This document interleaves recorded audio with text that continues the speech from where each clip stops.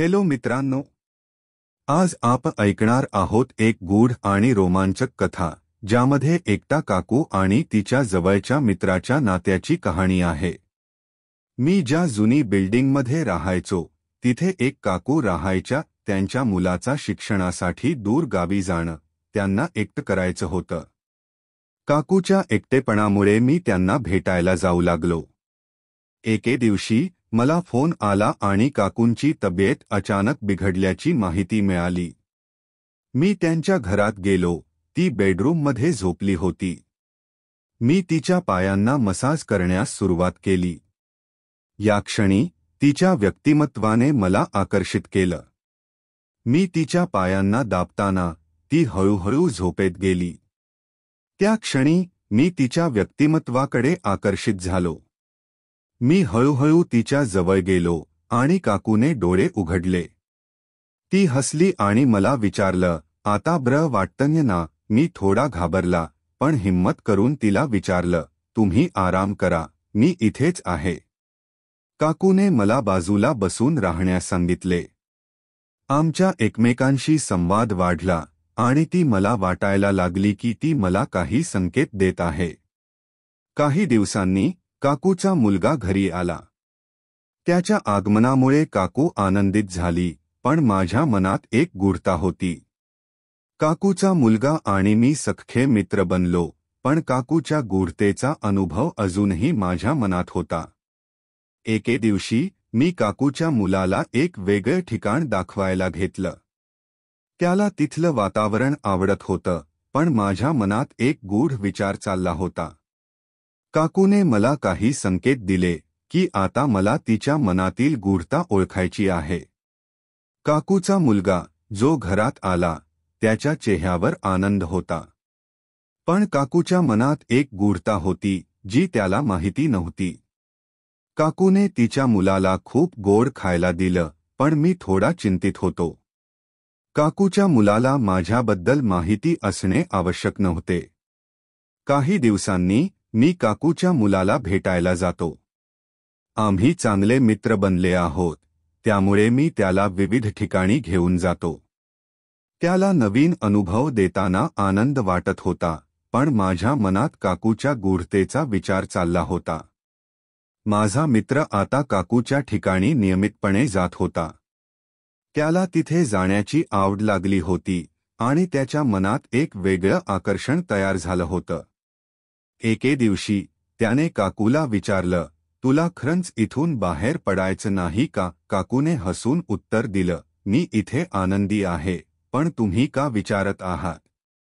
त्या क्षणाला मी त्यांच्या संवादाकडे लक्ष देत होतो। त्याच मनातलं गूढता मला जाणवलं।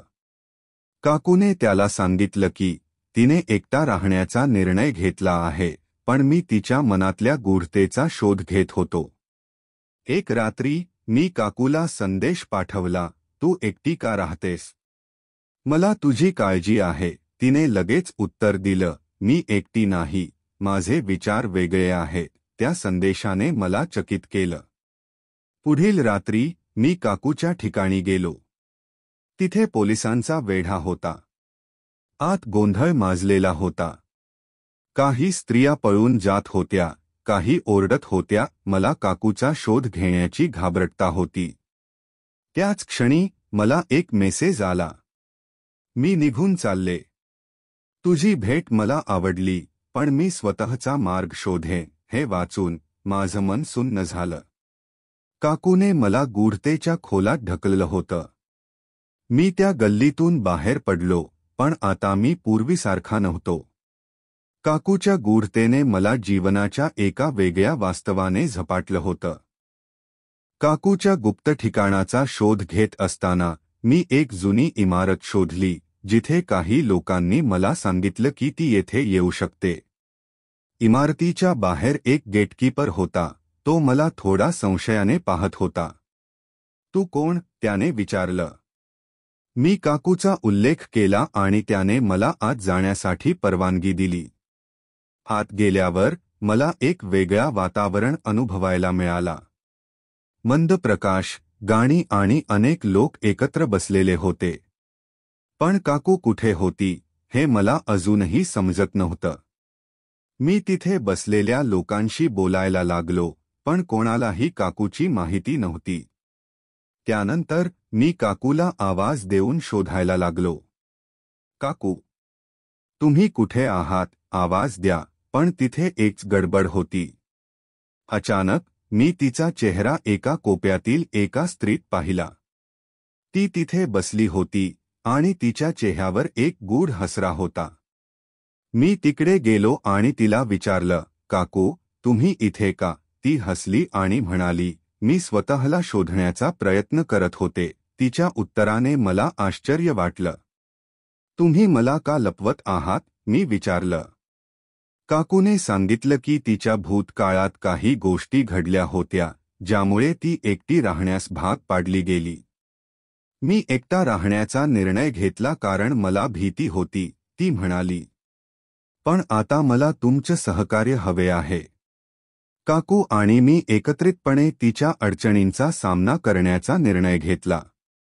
तिच्या गूढतेच्या मागे असलेल्या कारणांचा शोध घेण्यास सुरुवात केली. आम्ही एकत्र येऊन तिच्या जीवनात सकारात्मक बदल घडवण्यास लागलो. काही महिन्यांनंतर काकूने पुन्हा एकदा स्वतःला शोधून काढलं. ती आता एक नवा जीवन जगत होती आणि आमचं नातं अधिक मजबूत झालं होतं. अशा प्रकारे काकूने तिच्या गूढतेवर मात केली आणि आमचं नातं अधिक गहन बनलं. ही गूढ कथा आता संपली आहे, पण तिचा संदेश आपल्याला शिकवतो की आयुष्यातील अडचणींवर मात करण्यासाठी एकत्र येणं आवश्यक आहे. जर तुम्हाला ही कथा आवडली असेल तर कृपया लाईक करा, सबस्क्राईब करा आणि मित्रांना शेअर करा. धन्यवाद.